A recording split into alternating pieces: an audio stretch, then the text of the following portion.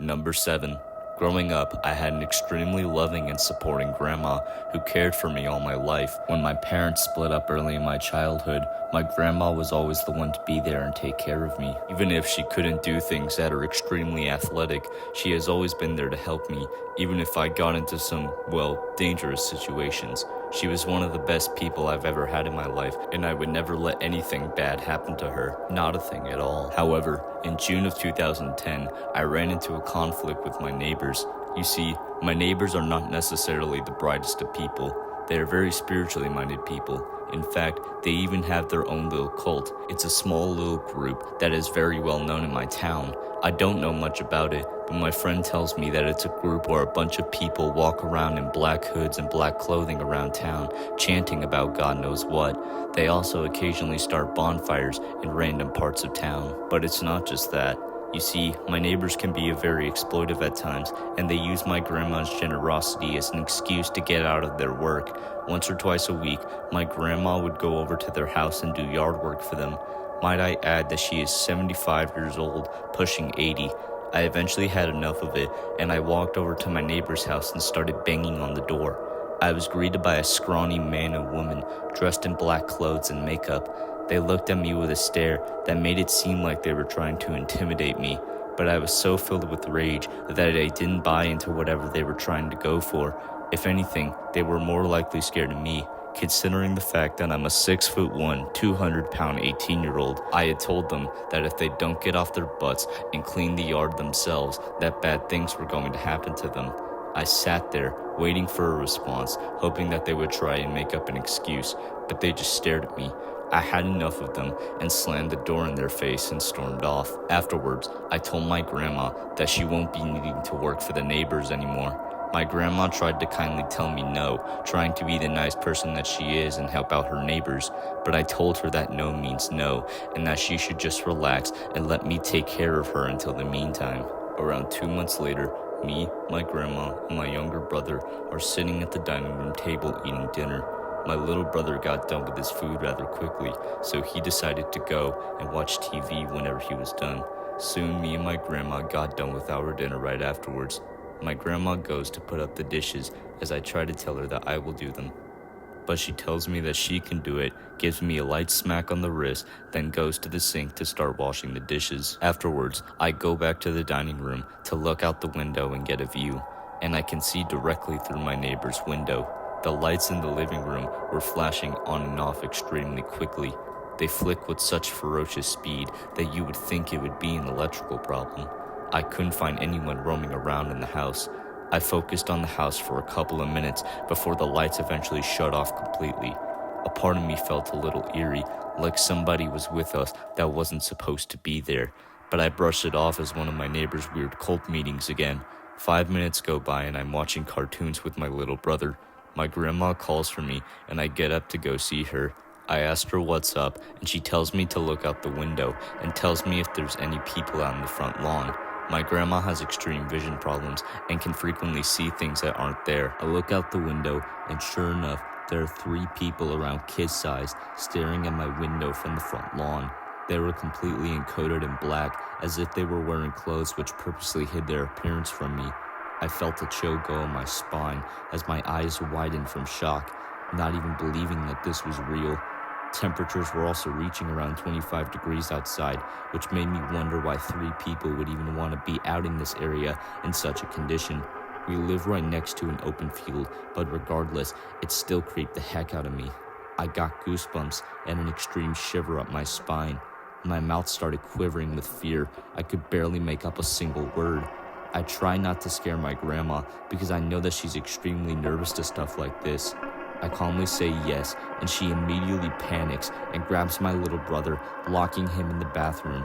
I try to be rational and ask her why she's even freaking out in the first place, but fearing for the possible worst, I grab my grandpa's old hunting rifle, not before my grandma tells me to get down in the basement for my safety and that she can handle it from here. I tell her no, and I immediately march out into the front yard. I go outside into the front yard, equipped with my rifle in one hand and my iPhone 4 in the other. I aggressively stomp out into the front yard where I hold out my rifle and point it at one of the 3 kids. I was too skeptical at this point to believe that these people were actually children, but rather adults with smaller stature. Now that I was closer, I could get a better view of them. Two of them appeared to be male, with one female standing by them in the middle. They had wide, white eyes that glowed.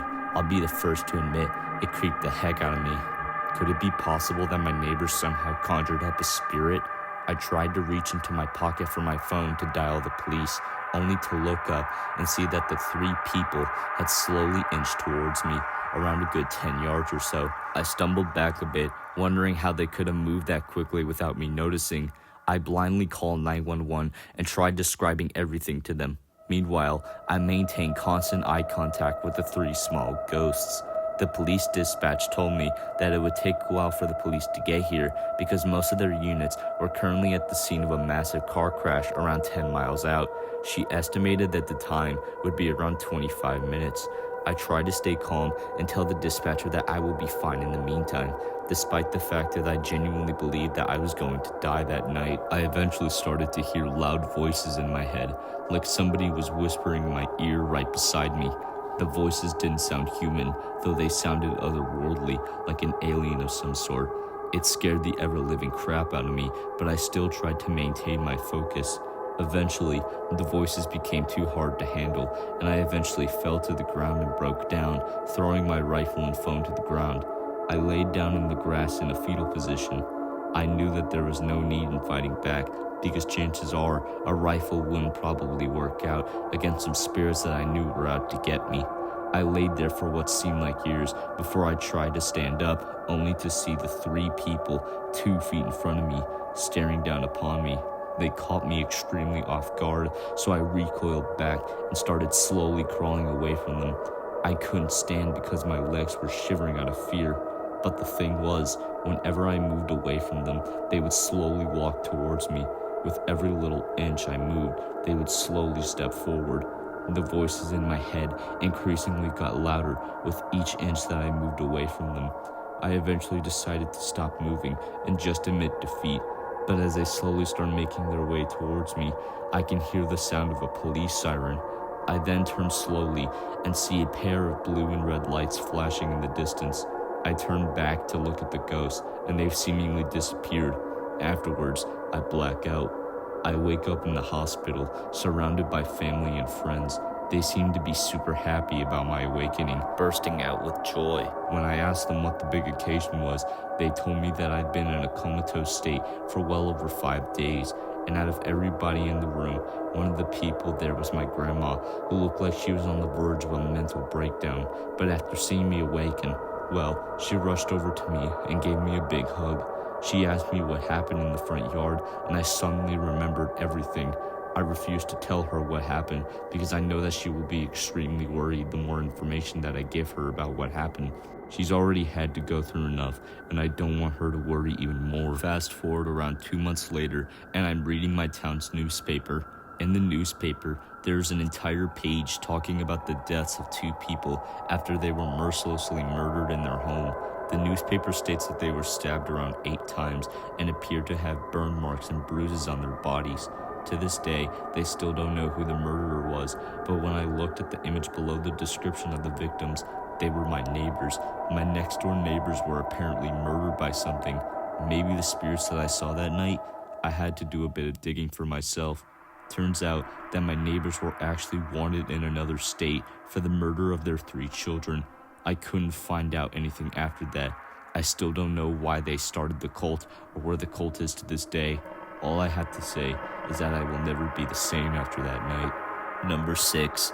In 1996, I became an official member for my high school football team as a quarterback. I had lots of fun playing the sport, and then in 1998, we eventually ended up reaching state finals, and we won. Every news station in our town wanted to talk about us and our astonishing win. I was one of the first people that they interviewed, and whenever the news anchors asked me what inspired me, I told them that the win was from my grandmother, who had recently just passed away from an aggressive cancer. Fast forward around a couple of months ahead, it's summertime, and my mom gets a call from a man up in southern Canada. He said that he heard about one of the interviews I had with my radio station and was inspired. He also asked if he could talk about his story as an athlete and some inspirational stuff he had to share with me. My mom reluctantly agreed. Around a week later, the man arrives at our house. He looked like he was in his mid-40s and had a stocky build, not usually one you would expect of a so-called athlete. He then sits down with me and we talk for a while. This went on for well over a month or two, and there's not like I could do anything about it since my mom would always agree to meetups with this guy since she bought into his whole inspirational stuff. Around this time, I had learned that he had been living in a motel close to my home, so he could just drive by and visit me in person whenever he could. There was just one thing that seemed a bit off with him. Most of the time, he wouldn't even talk about anything regarding me, him, or anything of the sorts. Instead, he would talk about the Green Bay Packers, the NFL team. He was extremely obsessed with them. In fact, I remember on 4 occasions where he showed up in a cheese hat and would only talk about how the Green Bay Packers won the first Super Bowl. He would also send me tons and tons of Green Bay Packers memorabilia, bumper stickers, jerseys, and even a stuffed bear wearing the Green Bay Packers gear. It struck me as extremely odd. Granted, I knew he was an athlete and liked sports, but he was just on a whole nother level of obsessed. Also, another odd thing about him, and I don't know how he did this, apparently, he somehow had access to our mailing address, thus explaining how he could send me a bunch of Green Bay Packers merch. I tried talking to my mom about this, but she didn't buy into anything I said because she thought it was funny on how he would send me a bunch of Green Bay Packers crap. I wonder why my mom would be so into it. She doesn't even watch football. The only time she's ever seen a football game is when she's coming to see me play, but it's not like it was anything completely horrible, so I just decided to let it slide. However, on one particular evening, everything would change. Around 5 minutes into our talk, he stopped dead in his tracks about what he was talking about and asked me if I've ever heard of the serial killer Jeffrey Dahmer, the notoriously known serial killer who murdered and cannibalized many people in the 1980s. He told me a story where he watched Jeffrey Dahmer abduct and kill his father right in front of him while he was hiding in a closet. He then told me that you shouldn't trust strangers because you could never know who they truly are. I remember that he didn't necessarily sound menacing whenever he said it, just a matter of fact. After that, he packs up his stuff, walks out of the room, opens the front door and walks out before driving away. I'm left puzzled as to what he just told me. Not even trying to debate in my head if it was true or not, I told my mom immediately, who flipped out and got our number changed the same day. She also had notified the police about this, but there was really nothing that they could do because he lived in Canada by all accounts and he hadn't really threatened me. Fast forward a couple of years later, me and my mom live in a new house, a new state, and everything is unlisted. I'm now 20 years old and I just finished packing in order to go to college. As I leave the house, I kiss my mom goodbye and I go to check the mail one last time. And what do I see? You guessed it, a Green Bay Packers bumper sticker. Number 5. This happened to a close friend of mine. She told me about it a year or so ago. For a bit of context, my friend, who we'll call Lily, was a tutor for a college who gave private lessons to random kids who were struggling with their work. One night, Lily and this boy were up studying for a while, and the buses stopped running. He asked her if he could crash at her place for the night until the buses started running the next morning. Lily was pretty hesitant about this because having a teenage boy stay the night at your house wasn't a good idea, but after a couple minutes of persuading, she agreed. Fast forward a bit, and Lily and the boy decide to settle down for the night. Lily sleeps in her bed, while the boy sleeps on the floor with a pillow and a blanket. Around 2 a.m, the boy wakes up and asks Lily, "Can we go get some food?" She wakes up, and with a tiring voice, she says, "Food? It's 2 a.m. Go back to sleep." He replies back, "I can't. I'm really hungry. Come on, let's go get something to eat." She tells him that there's some ramen noodles in the kitchen and that he can make some for himself, but this doesn't suffice. He doesn't want ramen. "There's a 24-hour McDonald's close by. Come on, let's go." After some persuasion, he eventually convinces her to go get some food with him. After making it to their car, the boy replied, "I'm not actually hungry. I woke up and I looked under your bed. there was a man sleeping there. They called the police and eventually found out that a homeless man had been living in her apartment, sleeping under her bed for 3 months. The boy only saw him because he was on the floor and had a clear view of the man under her bed. He was arrested and there were no other issues. Still, it was one of the craziest things I know that happened to someone. Number 4. This happened to me around September of 2010. At the time, I was 18 years old and I was working at a small donut shop in my town. This donut shop is a pretty small shop, so it only needed me and my coworker named John to run it. One night, it's around 4 a.m. and I get a phone call from John. He tells me that I need to be at the donut shop quickly. I question him why, because the donut shop doesn't open for another 3 hours, but he tells me that it's an emergency and that I need to be there quickly. Me, being the stupid, irrational person I was who needed this money, told John that I would be right there, and I quickly sprinted out of bed and got to my car, where I drove over to the donut shop. I arrived at the donut shop, and it's completely empty. No cars, no lights on, no nothing. I park my car and go to the back door and open it up. I flip on all the lights in the shop, and at that very moment, I felt very, very odd, but I tried not to think about it. I called out to John, and I got no response. I called out to him again. I got no response. At this point, I'm wondering what the heck is going on. Feels like John is just playing a big game on me. I walked around the entire shop looking for him, checking every single closet, every single room, and literally every single crevice to make sure he's not playing some sort of prank on me. I eventually found nothing, but I just decided to say screw it and that I should probably make my way out of the shop. But I decided to go double check one of the bathrooms just to make sure. I checked everywhere and even used the bathroom a little, but I found nothing. I walked back out and what I saw had me on edge. Every single chair and every single table in that shop was flipped over, scattered everywhere across the floor.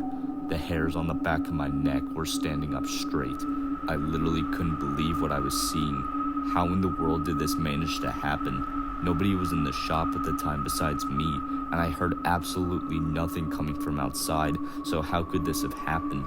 While I'm still trying to process everything, I heard a loud bang coming from behind the counter. The counter and the outside of the bathroom were hidden behind a big wall, so I couldn't see what it was, but I definitely heard it. It made me jump, and I fell back a bit. I was debating whether to go back there and be scared beyond death, or just hide in the bathroom and hope whatever it was goes away. But in a quick motion of pent-up fear and adrenaline, I rushed back to the counter, screaming bloody murder, dodging every single knocked-over table and chair. I make my way back to the counter, and I see absolutely nothing, except for one thing. The back door, which had been previously closed and shut behind me, was wide open. This was a big metal door that literally nobody could have just kicked down. You'd have to use some sort of Hercules-level strength to open it while it was locked. I saw this as a chance to escape, and I immediately bolted out the door. I made it to my car, got in the driver's seat, and drove away as fast as I could.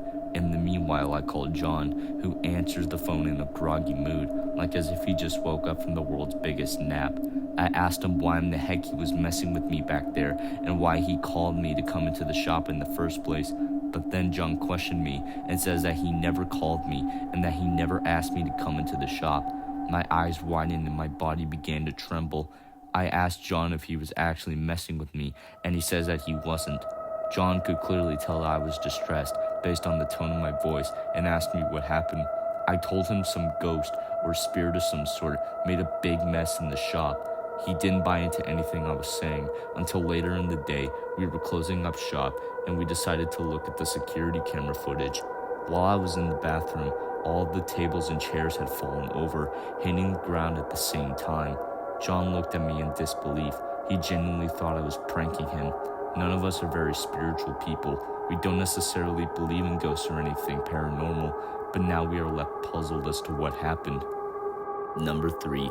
My little sister had an imaginary friend growing up. From what I can remember, it was a white cat named Herbert. And according to what she told me, Herbert was a very friendly and cuddly cat who liked to play with my sister and tell her stories. One night, I'm playing God of War in my bedroom, and my sister knocks on my door. I answer it, and she asks if I could help her with something. She tells me that Herbert is sick and he needs my help immediately. I pause my game and I go with my little sister to go help Herbert. My little sister leads me to her bedroom and tells me that Herbert is in the closet. I'm now standing at the foot of my sister's closet and I slowly open the door, and what I see is a small white cat sitting in the middle of the closet looking up at me. I stare at the cat for a couple of seconds and then I get reminded from a childhood memory of mine. It was me playing with a small white cat that my family had. Want to guess what its name was? Yeah, you guessed it. Herbert. Herbert was one of my favorite childhood pets who sadly passed away 6 years ago due to old age. And now the thought of him never leaves my mind. Number 2. Alright, picture this. I'm a 17-year-old boy from Kansas City who hopes of getting a master's degree at a very big college. However, I'm dead broke and I have absolutely no way of getting in with the financial state that I'm in. So, how do I earn any extra money? By getting a job at my local Showbiz Pizza. For those of you that don't know, Showbiz Pizza was a popular pizzeria franchise in the 1980s. The place was extremely popular with kids back then. However, looking back, I don't know how any of them could have considered it a great place to be. And I say that for one reason and one reason only: the animatronics.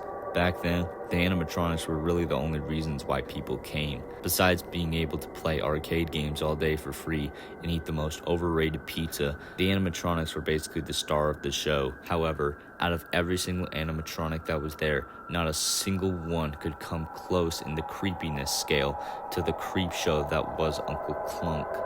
At around the time I started working at Showbiz Pizza, Uncle Clunk was a new animatronic that started showing up at all Showbiz Pizza locations. He dressed up in a yellow suit, had orange hair, and quite possibly the longest nose I've ever seen. His face was extremely horrifying, even for the 1980s.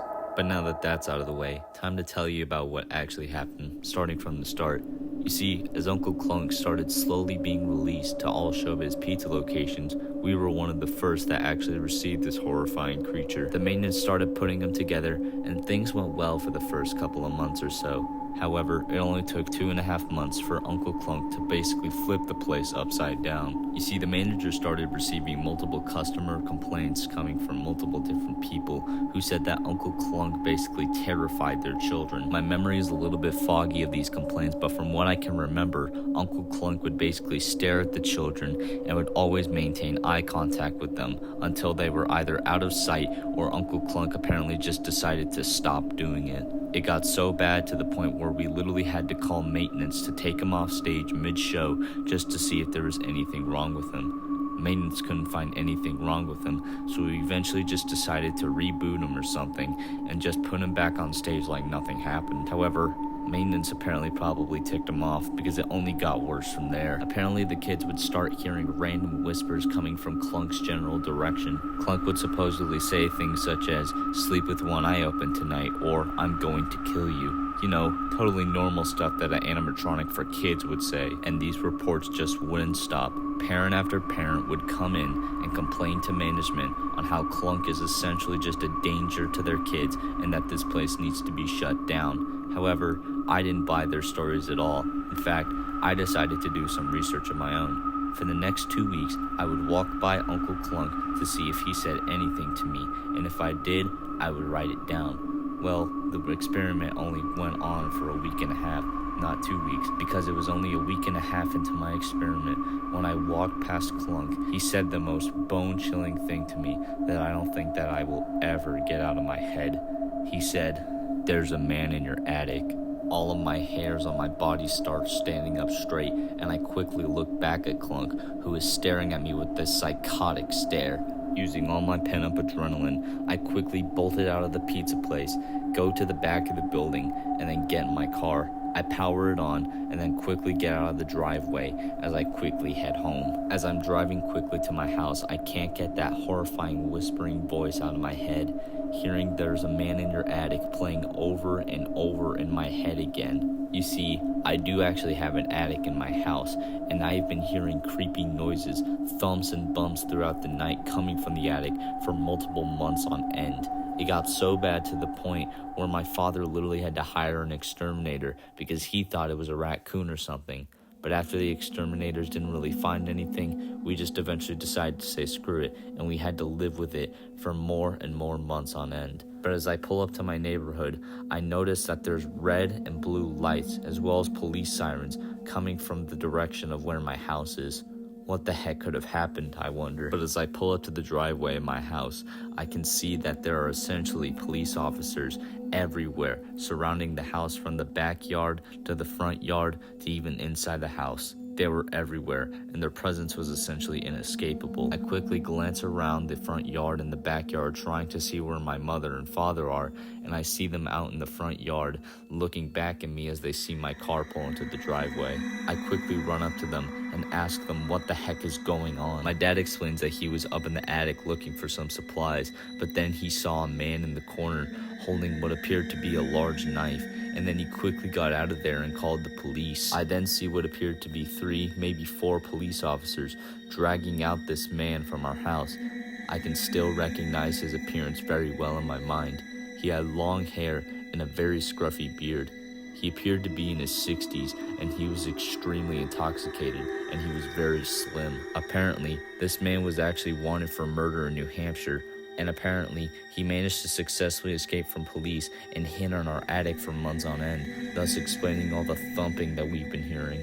After the police drug him out the house, he was arrested without any other issues, and he was eventually sentenced to life without parole. To make a long story's ending short, I quit my job at Showbiz Pizza. I didn't even bother to show up for my last 2 weeks. I then decided to do some freelance gigs by mowing lawns and becoming a tutor, which would serve me much better, mentally and financially.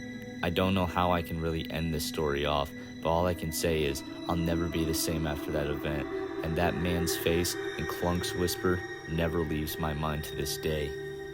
Number 1. I work as a car mechanic for a relatively small business which specializes in car repair. I love the work environment and the pay, which were some factors as to why I chose this job. But unfortunately, the business is out of my town, so the route I take to get there is very long. It takes me around 40 minutes in total to get from my home to work and from work to home. The first 10 minutes of the drive involves driving through this large area filled with nothing but forest. If you look around you, it's just filled with nothing but dark forest lands surrounded by trees.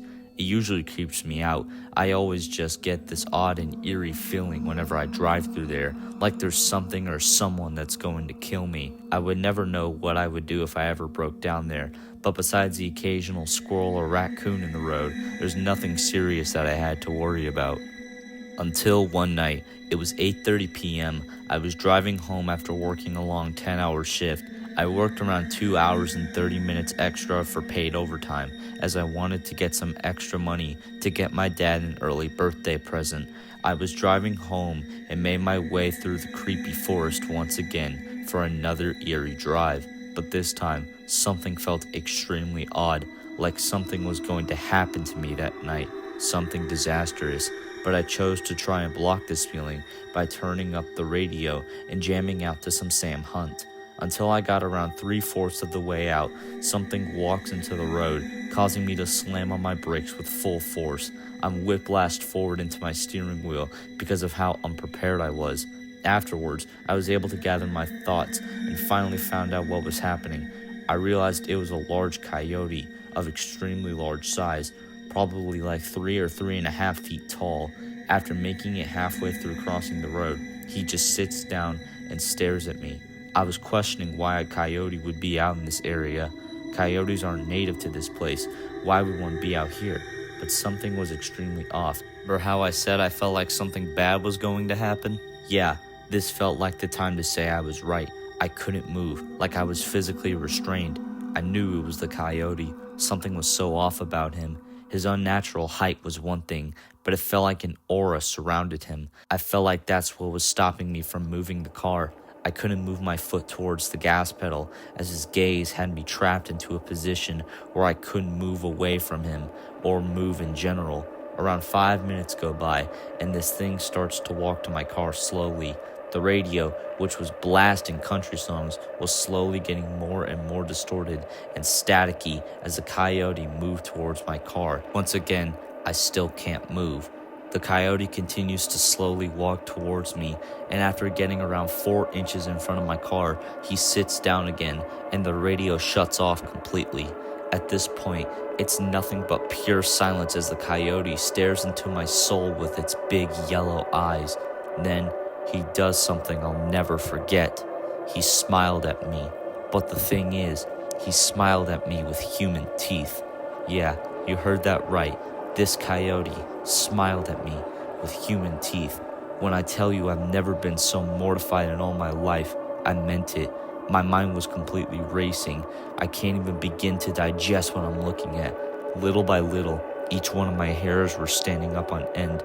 There was no sound in the background, only the cold air brushing against the leaves. I was frozen in fear.